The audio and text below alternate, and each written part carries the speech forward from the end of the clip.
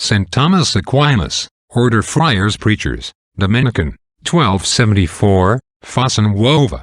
St. Thomas was of noble parents at Aquino in Italy. At the age of 19 he received the Dominican habit, at Naples, where he was studying.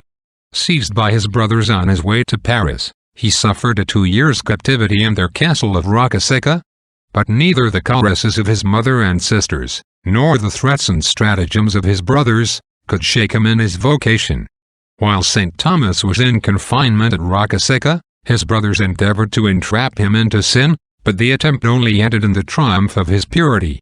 Snatching from the hearth a burning brand, the saint drove from his chamber the wretched creature whom they had there concealed.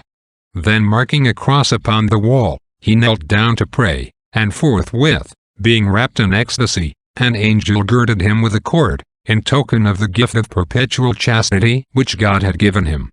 The pain caused by the girdle was so sharp that St. Thomas uttered a piercing cry, which brought his guards into the room. But he never told this grace to anyone save only to Father Reynold, his confessor, a little while before his death. Hence originated the confraternity, the angelic warfare, for the preservation of the virtue of chastity.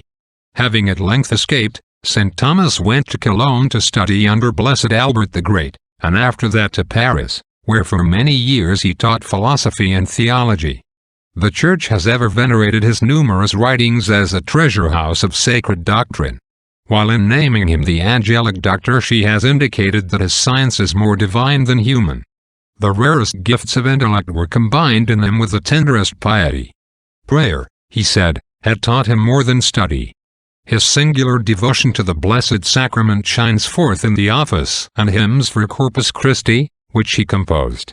To the words miraculously uttered by a crucifix at Naples, "Well hast thou written concerning me, Thomas.